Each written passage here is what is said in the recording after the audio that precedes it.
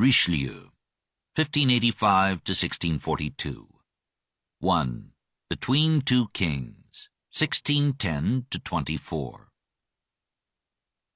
The sudden death of Henry IV left France in a renewed disorder, many rooted in the struggle of the nobles against the monarchy, of the middle classes against the aristocracy, of the Catholics against the Huguenots, of the clergy against the state, of the young King Louis XIII against his mother, and of France against Austria and Spain.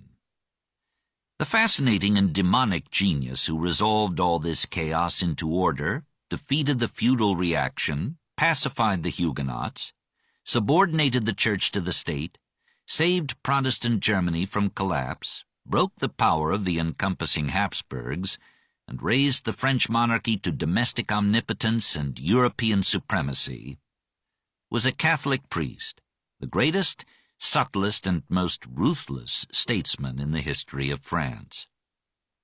It was part of Henry's tragedy that at his death his heir, Louis XIII, was a helpless boy of 8, and that the widow to whom he had left the regency was a woman of more courage than intelligence, willing to surrender the government to Italian favorites, provided she might enjoy the sweets of life in swelling amplitude. She abandoned Henry's plan of a war to the death against the Habsburgs. On the contrary, she allied France with Spain by marrying her children to those of Philip III, her son Louis to Anne of Austria, her daughter Elizabeth to the future Philip IV. The will of Richelieu was to prove stronger than this mingled blood. Henry and Sully had left 41,345,000 livres in the treasury. Concino Concini, his wife Leonora Galigai, the Duke of Epernon, and other thirsty courtiers gathered around this hoard and prepared to consume it. Sully protested but was overruled. He resigned in disgust, retired to his estates, and wrote memoirs of his beloved king. The nobles saw in the corrupt incompetence of the central government a chance to restore their old feudal sovereignties. They demanded and obtained a convocation of the States General, assuming that it would be, as usually in the past, their voice and weapon against the monarchy. But when it met at Paris in October 1614, they were disconcerted by the strength and proposals of the Third Estate, the untitled, untonsured mass of the people, represented then as now by lawyers, and expressing the power and the wishes of the middle class. Nobles and clergy, rating birth and ointment above wealth and law, challenged the new heritability of judicial offices, which was creating a rival nobility of the robe. The tiers-état retaliated by asking for an investigation of the spacious gifts and pensions recently received by nobles from the government. It called for the correction of abuses in the Church. It objected to the application in France of the rigorous decrees of the Council of Trent. It demanded that the clergy be subject to the same laws and courts as the laity, that a check be put upon the further acquisition of realty by the untaxable Church, and that the clergy baptize, marry, and bury the people without charge. Finally, it defended the absolute authority and divine right of the king over the claims of nobles to rule him and of the popes to depose him. This was an unexpected revolution. The troublesome delegates were placated with promises, and the assembly was dissolved, March 1615. The promises were for the most part forgotten, peculation and mismanagement were resumed, and no further States General was called until monarchy, nobility, and clergy alike collapsed in 1789. Nevertheless, the French Catholic clergy now honored itself with sincere and effective self-reform. It was not always responsible for the abuses that disordered the Church, since many of these stemmed from the appointment of bishops and abbots by kings or nobles, half pagan in life, and sometimes skeptical in creed. Henry IV gave Huguenot Sully 4 monasteries for his private support, and made his mistress Corisande abbess of Châtillon-sur-Seine. Noble lords bestowed episcopacies, abbacies, and nunneries upon their younger sons, their illegitimate children, their brave soldiers, their favorite women. As the reform decrees of the Council of Trent were not yet accepted in France, there were few seminaries for the training of priests. Any tonsured youth who could read the Latin Missal and acquire the elements of liturgy was eligible for the sacerdotal office, and many bishops, who had been easy-living men of the world before being rewarded with sees, appointed to pastorates men of little education and less holiness. "The name of priest," said a priest, "has become the synonym for ignorance and debauchery. The worst enemies of the Church," said St. Vincent de Paul, "are her unworthy priests." Père Bourdoise attacked the moral side of the problem by establishing, 1610, the Communauté des Prêtres, which required all the priests of a parish to live together in simplicity and fidelity to their vows. In 1611, Père de Bérulle founded the Congregation of the Oratory, on the model of a similar foundation by St. Philip Neri in Italy. It became a seminary for training young priests to better education and dedication. In 1641, Père Jean-Jacques Ollier organized the Sulpician order to prepare men for the priesthood, and in 1646 he opened the seminary and church of Saint-Sulpice in Paris. In 1643, Père Jean, St. John Eudes, formed the Congregation of Jesus and Mary to fit men for the priesthood and missions. So were formed Bossuet, Bourdaloue, and Malebranche of the next generations, and the power and splendor of the Church under Louis XIV. New religious orders revealed and revived the piety of the people. The Ursuline nuns entered France toward 1600 and undertook the education of girls. Within a century they had 1,000 houses and 350 congregations. The Order of the Brothers of Mercy, founded, 1540, in Spain by Juan de Dios, St. John of God, was welcomed into France by Marie de Médicis, and soon provided 30 hospitals. In 1610, Jeanne Frémiot, Baroness of Chantal, Saint Chantal, helped by François de Sales, St. Francis of Sales, established the Congregation of the Visitation of Our Lady for the care of the sick and the poor. By 1640 it had 100 convents. By 1700, one branch alone had 400 nunneries. All in all, there were in France in 1600 some 80,000 nuns. Two men stand out with special prominence in this Catholic revival of the 17th century. François de Sales took part of his name from the town of his birth, near Annecy, in Savoy. He studied law at Padua and became an official of the Savoy Senate. But religion was in his blood. He was ordained a priest and undertook, 1594, the difficult task of winning back to Catholicism the Chablais region, south of Lake Geneva, which had been Calvinist since 1535. In 5 years the mission was accomplished, partly by exiling the unconverted, but mostly by François' persuasive piety, patience, and tact. Raised to a bishopric, he gave himself to teaching children and adults. When he visited Paris, high-born women fell reverently in love with him, and for a time piety became fashionable.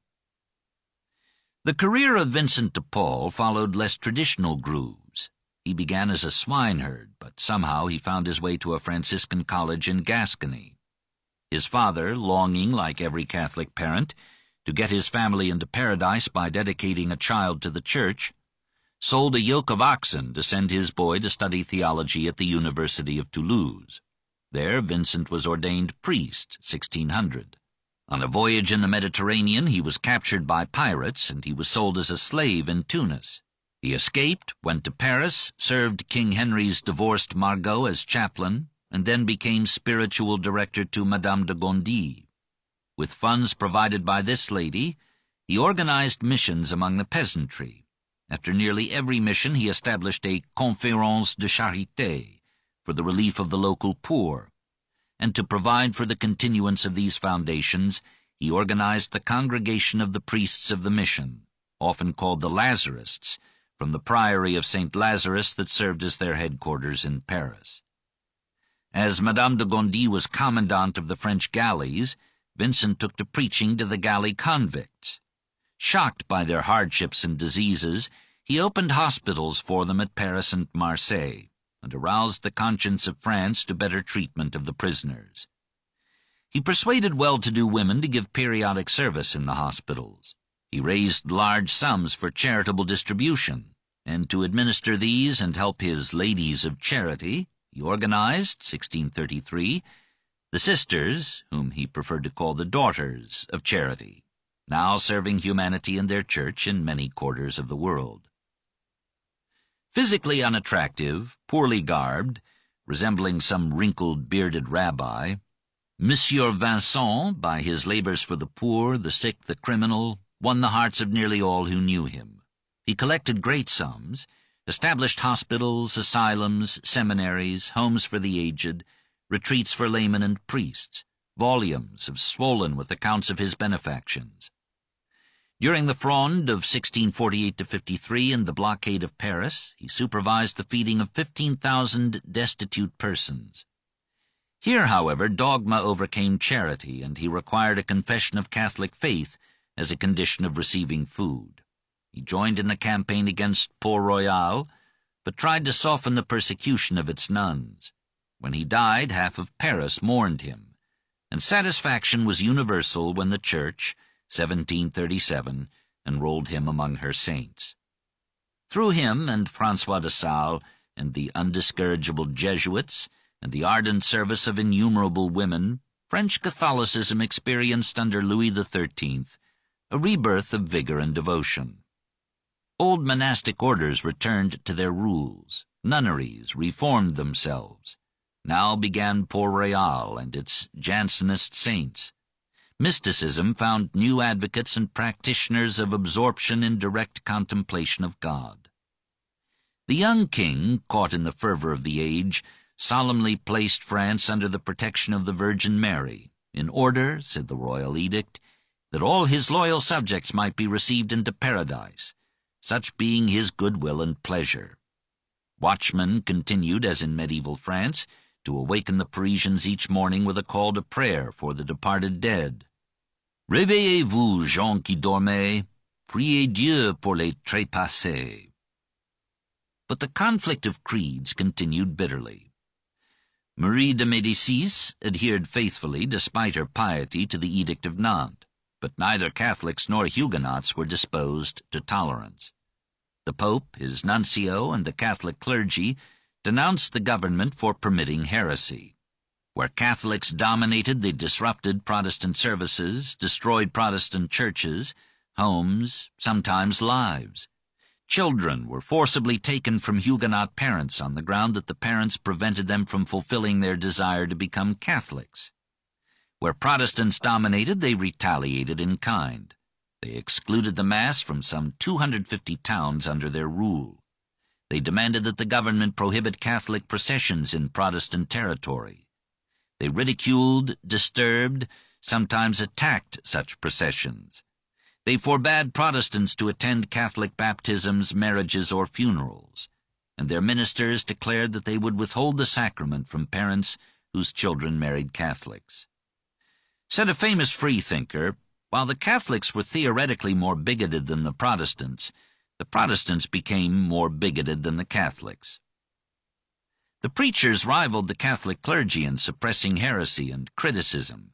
They excommunicated and delivered up to Satan, but did not burn, Jérémie Ferrier for having made fun of ecclesiastical assemblies, and their writings attacked Catholicism in works which, for bitterness of feeling, have hardly ever been equaled, and which it would certainly be impossible to surpass. Fearing repeal of the Edict of Nantes and resenting the alliance of France with Spain, the Huguenots strove to make their part of France politically independent and militarily secure, with its own army and its own laws. When Louis XIII visited Pau, 1620, he was shocked to find not one Catholic church in which to perform his devotions. The young king looked with alarmed resentment upon a faith that threatened to divide not merely the soul, but also the body of France. He searched anxiously amid his court for a man with enough iron in his blood to transform this sundering chaos of creeds and powers into a strong and united nation. 2. Louis XIII. He knew that he himself lacked the physical health and mental force needed to meet these challenges. Begotten in the 48th year of a father perhaps weakened by sexual exuberance, he suffered from tuberculosis, intestinal inflammation, and an embarrassing impediment in his speech. Through long periods he was too weak to indulge in sports. He played and composed music, grew peas for the market, put up preserves, and helped in the kitchen. Heredity and disease left him no charms of figure or face. He was precariously thin, his head and nose were oversized, his pendulous underlip left his mouth always partly open, and his long, livid countenance harmonized with his deliberately drab costume. He suffered no more from nature than from his physicians, who in a single year bled him 47 times, gave him 215 enemas, and poured 212 drugs down his throat. He survived by engaging in sports when he could, hunting, joining his army, sleeping in the open air, and eating the soldiers' simple food. Beaten repeatedly by his teachers, he abominated education and seems never to have read a book except for prayer. He read the canonical hours every day, accepted without question the faith taught him in his growing years, and always joined and accompanied to its end any procession that bore the consecrated host. A neurotic tendency to occasional cruelty tarnished a disposition basically kind.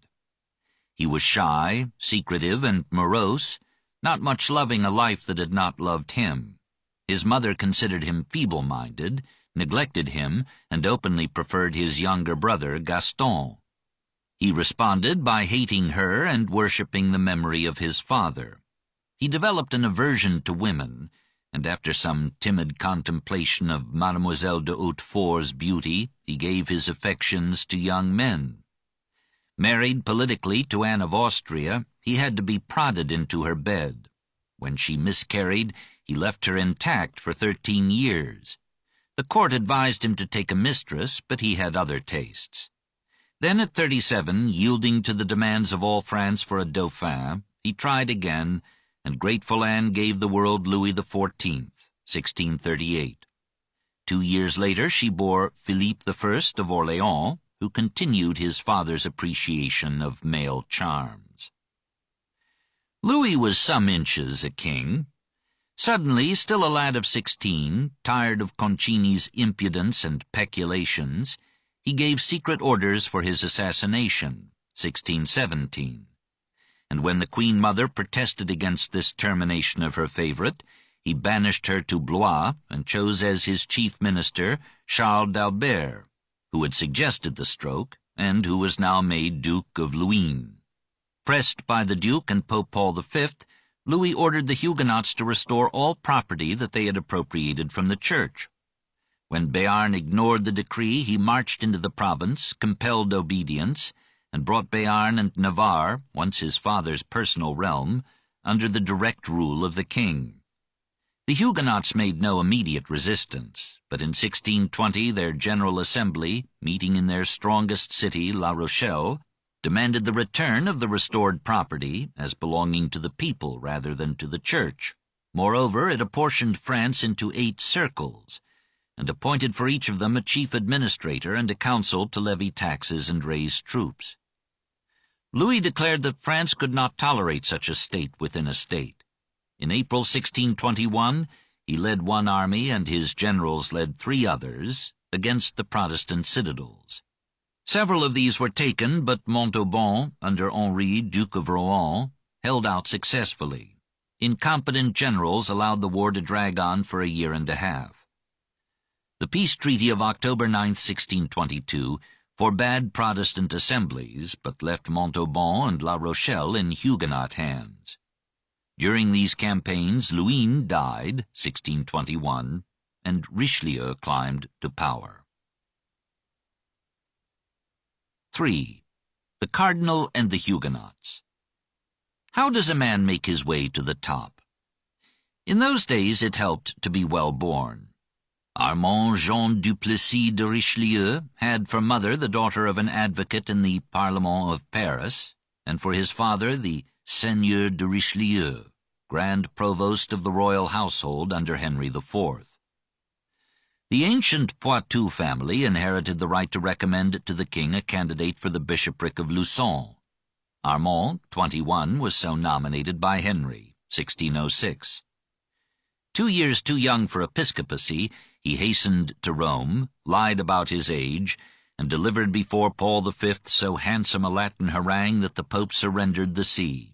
This fait being accompli, Richelieu confessed his lie and asked for absolution. The Pope complied, remarking, "Questo giovane sarà un gran furbo." This youth will be a great knave. The young bishop described his bishopric as the poorest and nastiest see in France. But there was some money in the family, and he soon had his coach and his silver plate. He did not take his office as a lazy sinecure. He devoted himself assiduously to his duties, but he found time to flatter every influence and pull every wire. When the clergy of Poitou chose a delegate to the States General, 1614, Armand was their man. In that assembly his grave face, his tall, slim figure, his almost legal ability to grasp an issue clearly and present it persuasively, impressed everyone, especially Marie de Médicis. Through her and Concini he was made a Secretary of State, 1616. A year later Concini was killed and Richelieu lost his post. After a brief service with the banished Queen Mother at Blois, he returned to Luçon. Marie plotted to escape. Richelieu was suspected of complicity. He was exiled to Avignon, 1618. His political career seemed finished. But even his enemies recognized his abilities, and when Marie let herself out by night from a window of her castle at Blois and joined a force of rebel aristocrats, Luynes called the young bishop and commissioned him to win the Queen Mother back to reason and the king. He succeeded.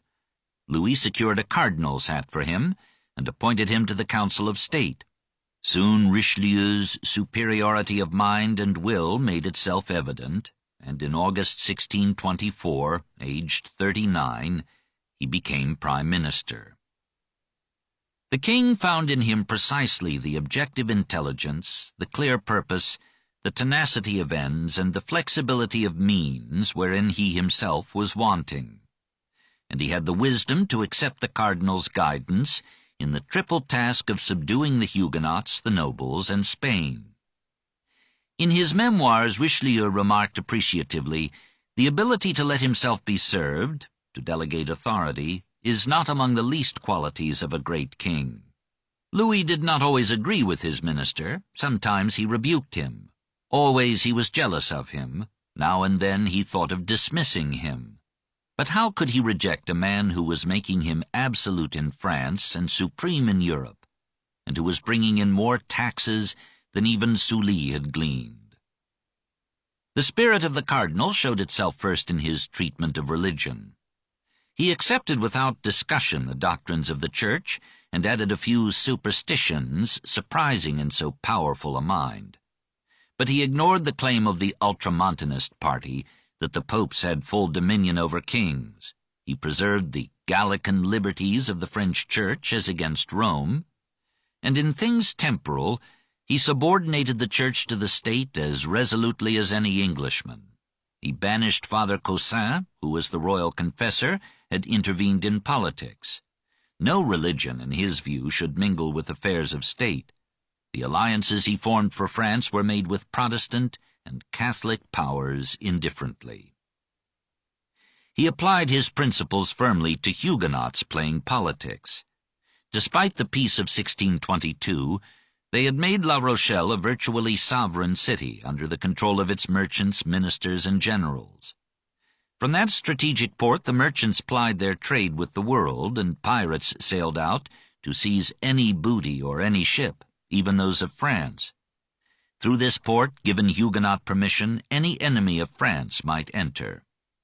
Louis, too, had violated the treaty. He had promised to demolish Fort Louis, which was a standing threat to the city. Instead, he strengthened it and assembled a small fleet in the nearby harbor of Le Blavet.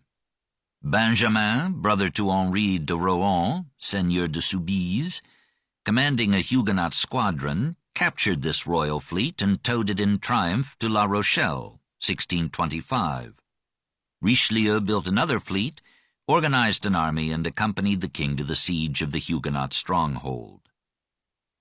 Soubise persuaded the Duke of Buckingham to send an armada of 120 vessels to protect the city. It came, but suffered so sorely from the artillery of the royal forts on the island of Ré that it crept back to England in disgrace, 1627. Meanwhile, Richelieu, acting as general for his sick king, had captured all the land approaches to La Rochelle. It remained only to blockade it by sea. He ordered his engineers and his soldiers to build a mole of masonry 1,700 yards long across the entrance to the harbor, leaving an opening for the movement of the tides. These were so strong, rising and falling 12 feet, that the enterprise seemed impracticable. Every day half the stones laid that day were washed away. The king grew weary of this bloodless warfare and went off to Paris. Many courtiers expected him to dismiss Richelieu for failing to take the city by assault. But at last the mole was complete and began its scheduled work. Half the population of La Rochelle died of hunger. Only the richest could get a little meat. They paid 45 livres for a cat, 2,000 for a cow. Jean Guiton, the mayor, threatened to kill with his own dagger anyone who spoke of yielding. Nevertheless, after 13 months of famine and disease, the city capitulated in despair, October 30th, 1628. Richelieu entered on horseback, followed by soldiers, mercifully distributing bread. Half of France clamored for the total extinction of the Huguenots. Exhausted, they could only pray. Richelieu surprised them with peace terms that seemed to the Catholics outrageously lenient. La Rochelle lost its municipal independence, its forts, and its walls, but the persons and property of the inhabitants were spared, the surviving Huguenot troops were allowed to depart with their arms, and the free exercise of both the Protestant and the Catholic worship in the city was guaranteed.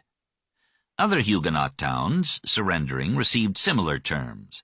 Catholic property expropriated by Protestants had to be restored, but the temporarily homeless Huguenot ministers were compensated by a state subsidy of 200,000 livres, and, like the Catholic clergy, they were exempted from the head tax, or taille.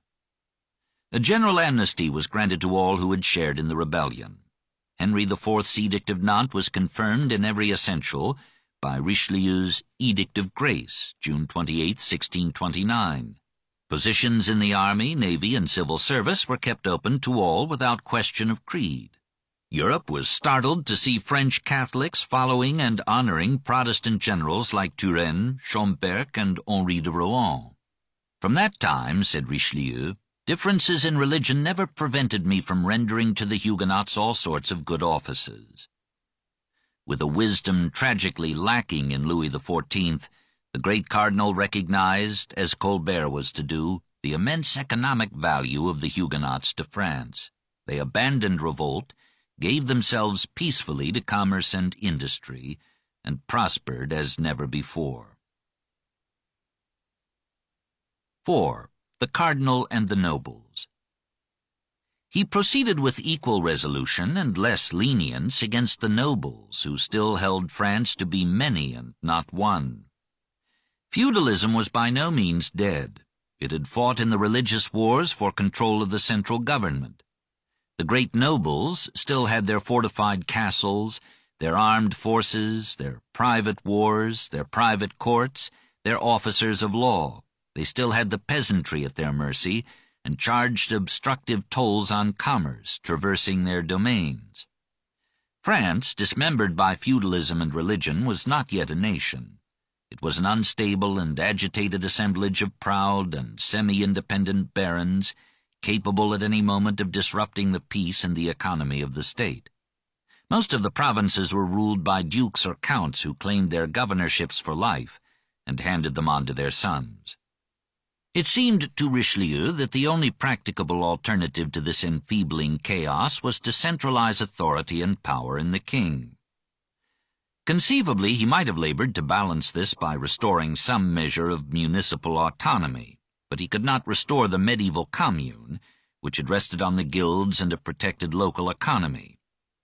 The passage from a city to a national market had undermined the guilds and the communes, and required central rather than local legislation.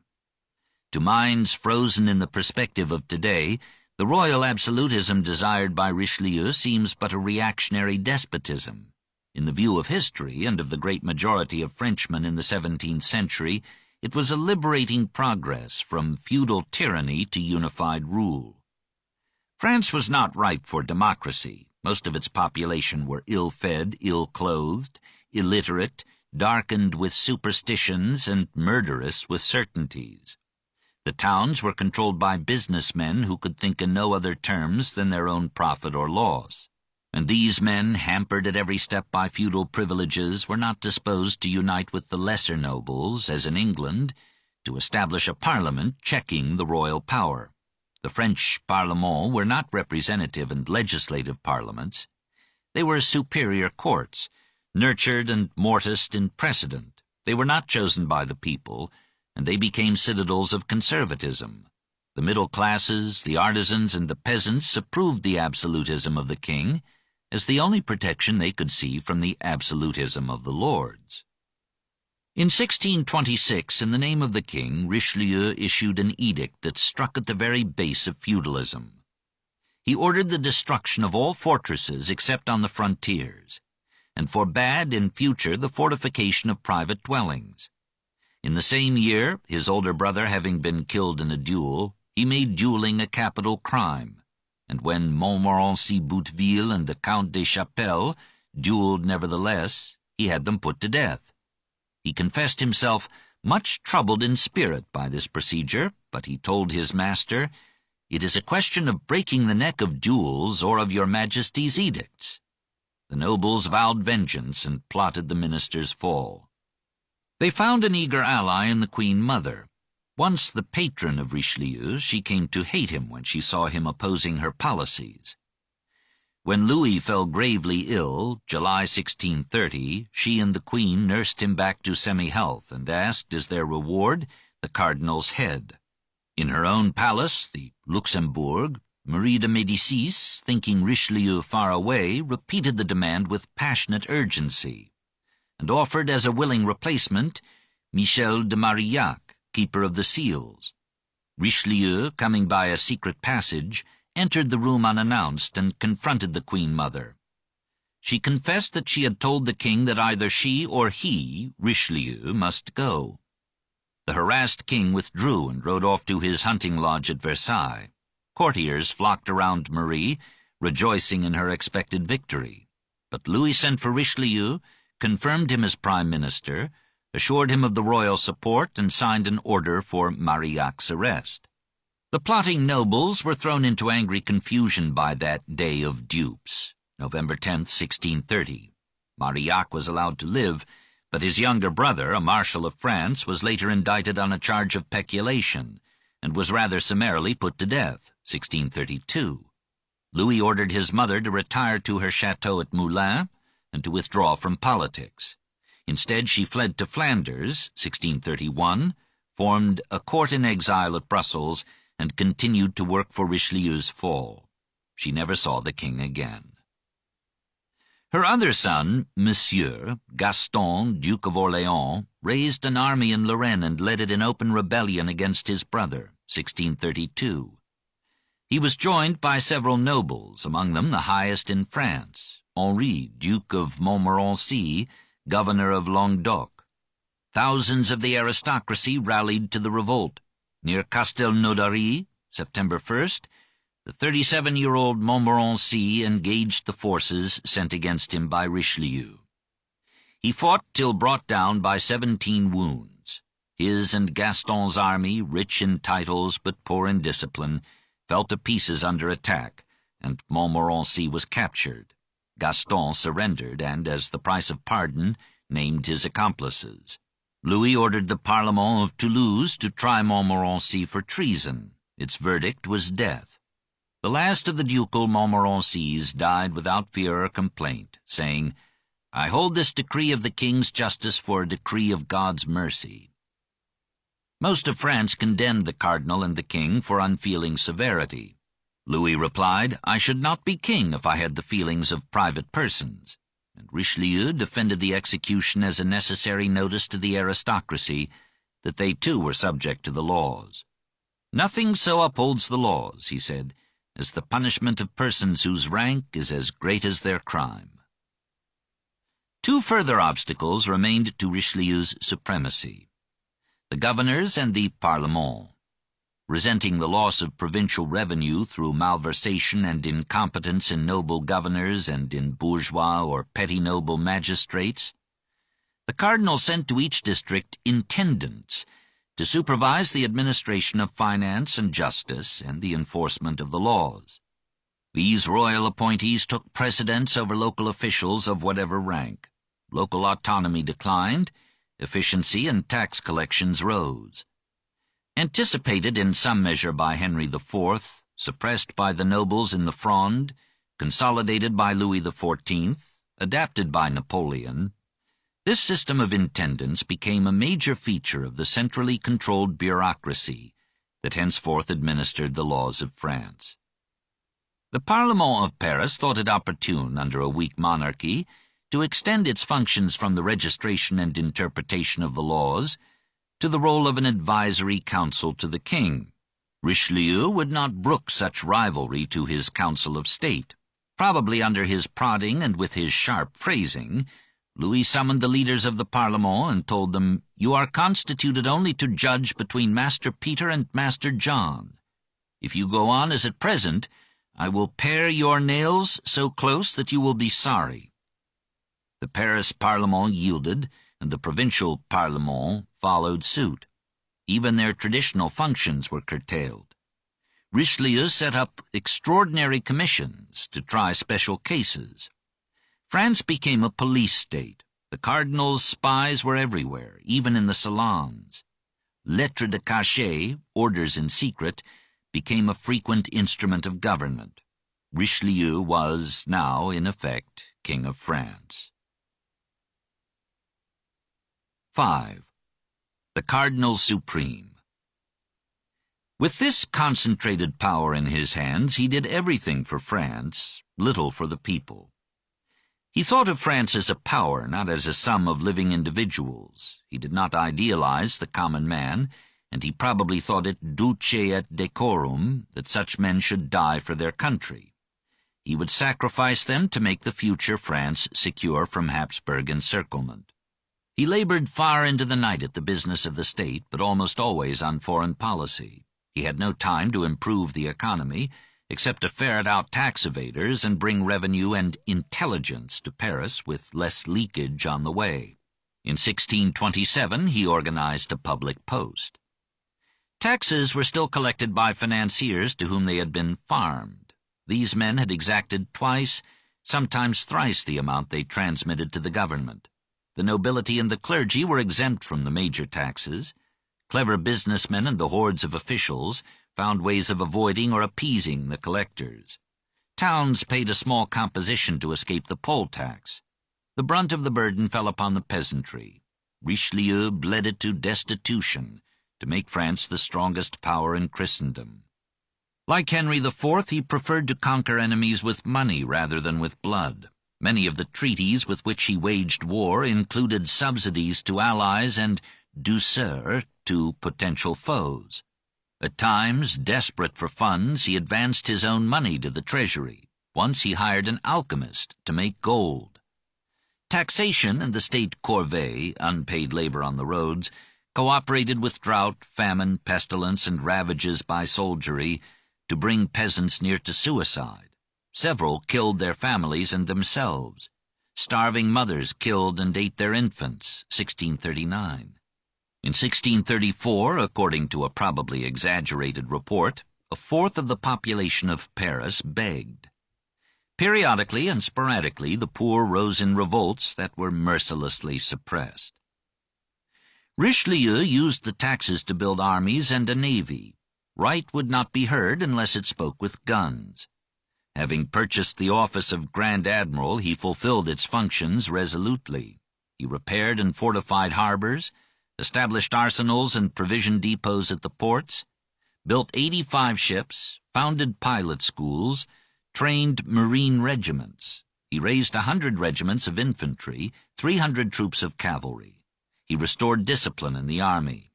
He failed only in his efforts to banish prostitutes.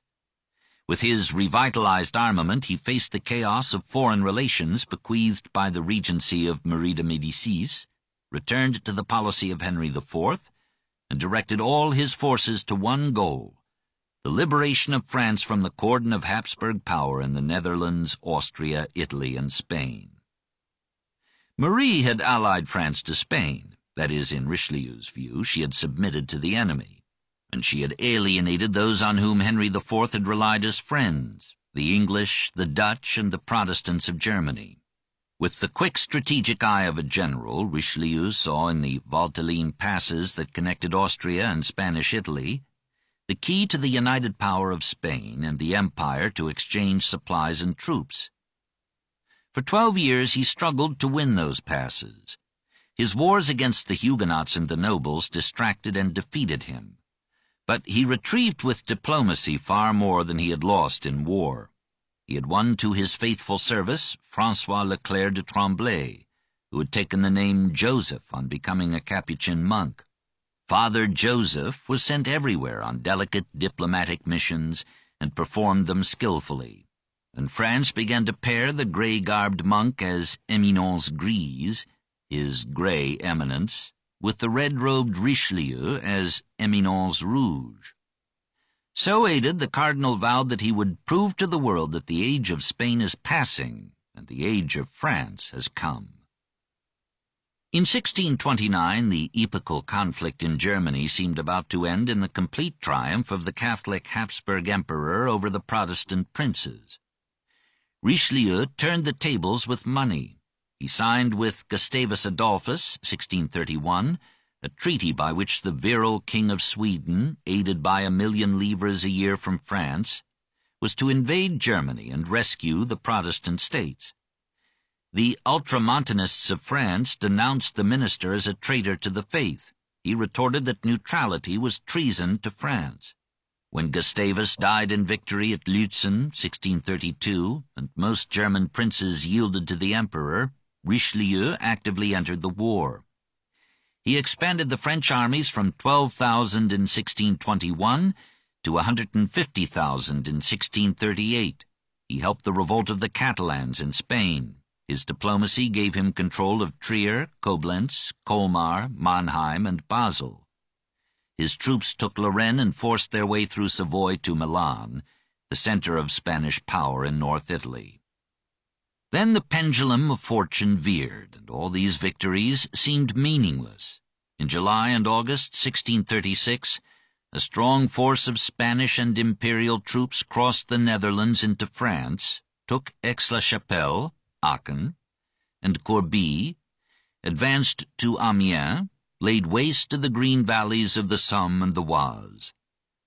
Richelieu's armies were far away. The road to Paris lay open and defenseless to the enemy.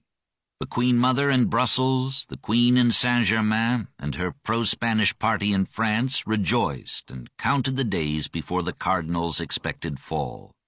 In Paris, angry multitudes pullulated in the streets, calling for his death.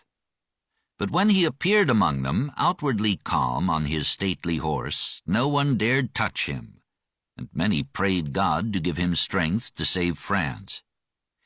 Then appeared not only his courage, but his foresight and industry. He had long ago organized the citizens of Paris into a reserve militia. He had stored up arms and materials for them. Now he inspired them with fervor, and they responded to his call. The Parlement of Paris, the corporations, and the guilds voted funds. In a few days a new army was on the march, and it laid siege to Corbie. Gaston of Orléans, in command, dilly-dallied. Richelieu came up, took charge, ordered assault. On November 14th, Corbie was taken, and the Habsburg troops retreated into the Netherlands. In 1638, Bernhard of Saxe-Weimar, leading a German army financed by Richelieu, took Elsass. Dying a year later, he bequeathed it to France. Alsace and Lothringen became Alsace-Lorraine and began to be French. In 1640, Arras was taken. In 1642, a force under the command of the king and the cardinal captured Perpignan, and the surrounding province of Roussillon was detached from Spain. Everywhere Richelieu seemed now the organizer of victory. The unreconciled nobles, the Spanish faction at the court, the high-born ladies palpitating with intrigue, made a last effort to unseat the minister. In 1632, after long serving the cardinal in diplomacy and war, the Marquis of Effiat died, leaving a widow and a handsome 12-year-old son, Henri Coiffier de Rouzet, Marquis of Cinq-Mars. Richelieu took the lad under his protection and introduced him to the king. Perhaps he thought with this toy to distract Louis from Mademoiselle de Hautefort, who was among the intrigantes. It so transpired. The king was charmed by the youth's looks and wit and insolence, made him master of the horse, begged him to share the royal bed. But Cinq-Mars, maturing to 21, preferred the pretty courtesan Marion de Lorme and the exalted Marie de Gonzague, future Queen of Poland, now one of the cardinal's loveliest enemies. Probably at her suggestion, and inflamed by her strategic retreats, the youth importuned Louis for admission to the royal council and for a command in the army. When Richelieu discountenanced these proposals, Cinq-Mars begged the king to dismiss the minister.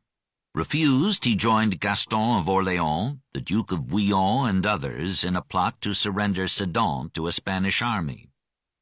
With this army at their back, the conspirators were to enter Paris and take possession of the king, and Gaston pledged himself to arrange the assassination of the cardinal on the way to Perpignan. Cinq-Mars' friend, Jacques-Auguste Thou, solicited the cooperation of the queen. But Anne of Austria, expecting Louis's early death and her elevation to power as regent, sent a hint of the scheme to Richelieu. He pretended to have a copy of the agreement with Spain. Gaston, believing it, confessed, and as usual betrayed his associates. Cinq-Mars, de Thou, and Bouillon were arrested. Bouillon, as the price of pardon, confirmed Gaston's confession. The two youths were tried by a court at Lyons. They were unanimously condemned, and they dignified their treason with a stoic death. The king hurried back to Paris to protect his power. Richelieu, mortally ill, was carried in a litter through a France dying of victories and crying out for peace. 6. Epitaph. What was he like, this cardinal who was hardly a Christian, this great man who felt that he could not afford to be good? Philippe de Champaigne sent him down the ages in one of the most famous paintings in the Louvre. The tall figure, saved from absurdity by raiment, given authority by red robe and hat, posing as if in some forensic plea, proclaiming his nobility in his clear-cut features and delicate hands, challenging his enemies with his sharp eyes, but pale with exhausting years and saddened with the consciousness of inexorable time. Here is the worldliness of power crossed with the asceticism of dedication. He had to be strong to keep his faults from defeating his purposes. He began his career at court with an ingratiating humility, which he later avenged with a pride that admitted only one superior.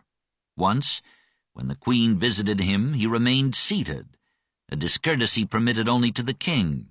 He was, like most of us, vain of his appearance, avid of titles, resentful of criticism, eager for popularity.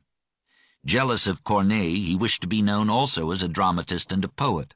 Actually, he wrote excellent prose, as his memoirs show. As readily as Wolsey, he reconciled the following of Christ with a cautious attention to mammon. He refused bribes and took no salary, but he appropriated the income of many benefices, alleging his need to finance his policies. Like Wolsey, he built himself so splendid a palace that before he died he thought it wise to present it to the Dauphin. So the Palais Cardinal became the Palais Royal. We may suppose that it was built for an administrative staff and diplomatic show, rather than for personal extravagance. He was no miser, he enriched his relatives and could be generous with the money of the state. He bequeathed half of his personal hoard to the king, advising him to use it on occasions which cannot abide the tardiness of financial forms. What appears as his unfeeling cruelty was to him a necessity of rule. He took it for granted that men, certainly states, could not be managed by kindness. They had to be intimidated by severity. He loved France, but Frenchmen left him cold. He agreed with Cosimo de' Medici that a state cannot be governed with paternosters, and with Machiavelli that the ethics of Christ cannot be safely followed in ruling or preserving a nation. A Christian, he wrote, cannot too soon forgive an injury, but a ruler cannot too soon punish it when it is a crime against the state.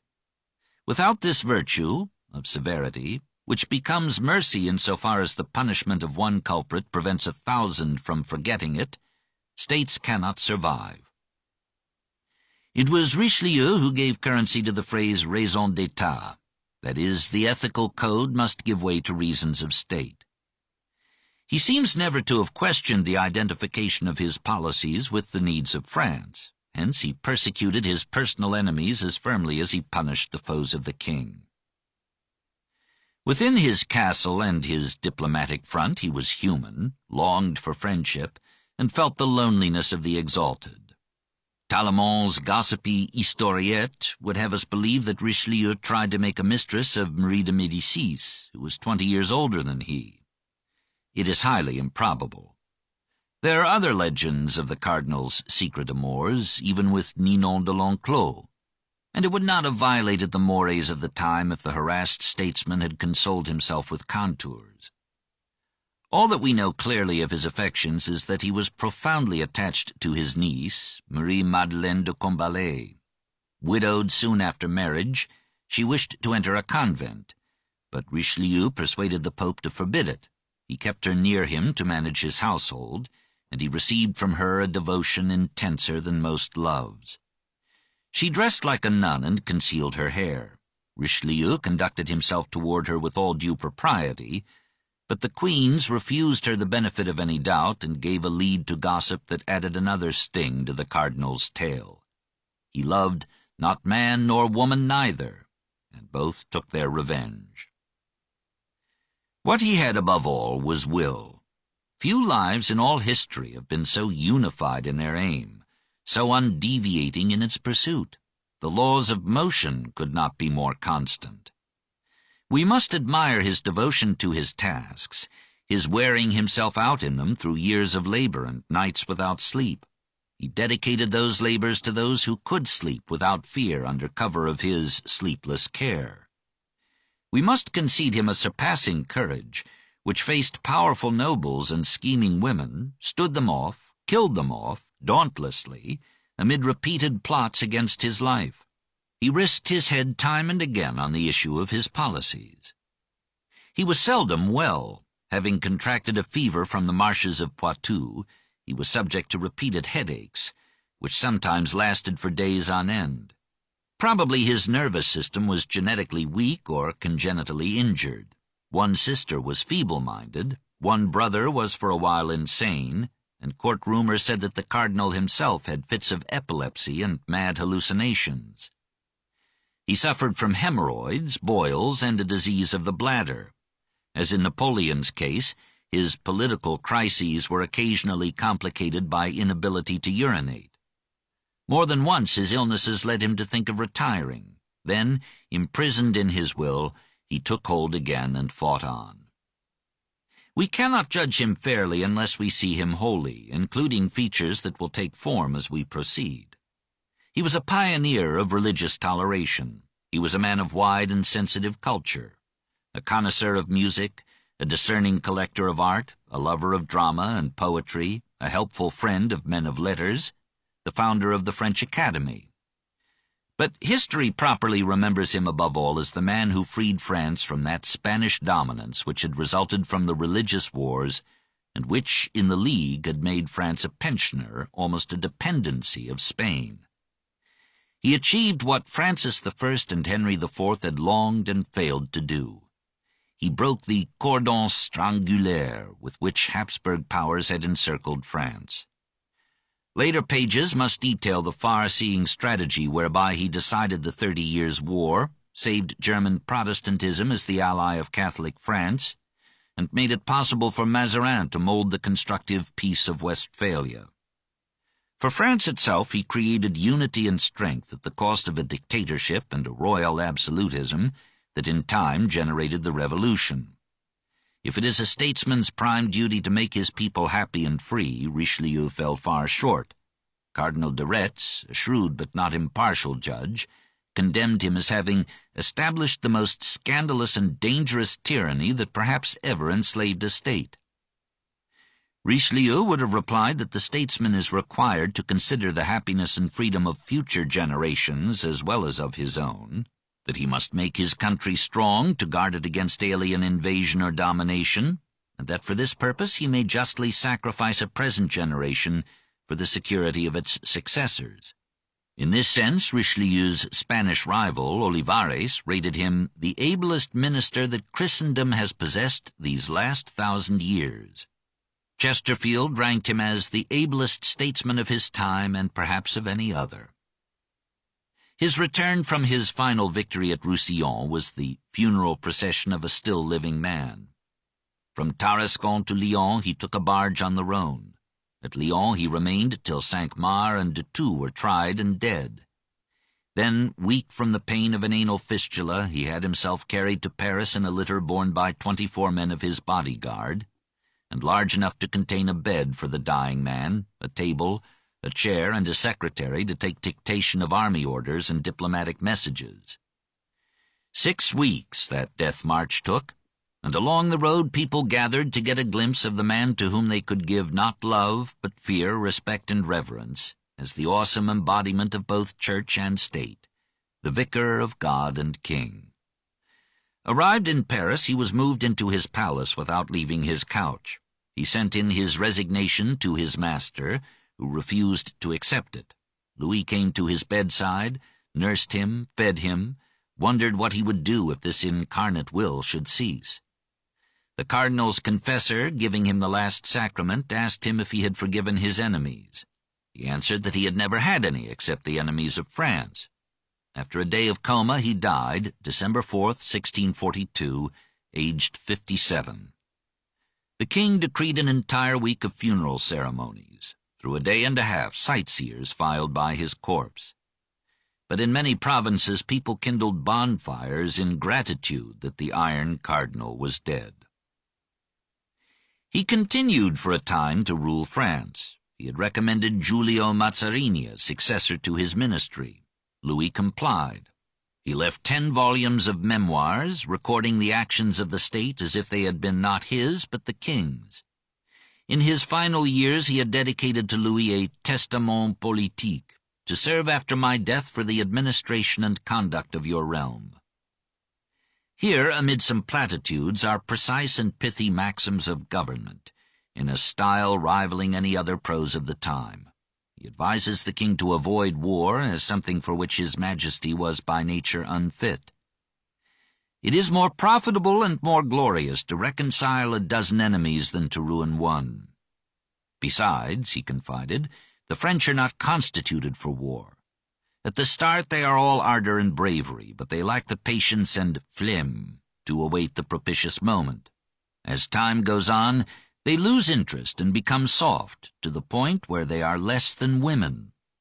A king, like a general, must have a masculine courage capable of resisting emotional inclinations. He should give women no voice in government, for they follow their moods and passions rather than their reason. However, intellect in a woman is unbecoming. I have never seen a woman of much learning who was not marred by her knowledge. Women cannot keep secrets, and secrecy is the soul of statesmanship. A prudent statesman will talk little and listen much. He will watch lest he give offense by some careless word. He will never speak ill of anyone unless the interest of the state requires it. The king should get a general knowledge of the history and constitution of all states, especially his own. And the author asks some understanding for his ministry and his character. Great men who are appointed to govern states are like those condemned to torture, with only this difference. that the latter receive the punishment of their crimes, the former of their merits. The king survived him by 5 months. Louis's brief rule was gratefully remembered, for he released political prisoners, suffered exiles to return, and allowed France to breathe. He complained that the cardinal had not permitted him to act as he wished. His mother had died a few months before Richelieu. He had her remains brought from Cologne and gave them stately burial, and in his last moments he repeatedly prayed that God and man would pardon the harshness he had shown to her. He saw himself failing, but rejoiced in the vigor and beauty of his 4-year-old son.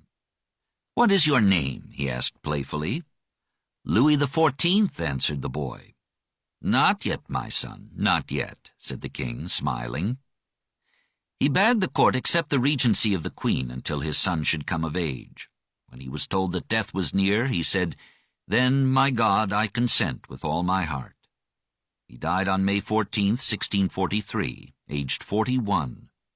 People went to his funeral as to a wedding, Tallemant reported, and appeared before the queen as at a tourney. The terrible cardinal had made everything ready for Le Grand Monarque and Le Grand Siècle.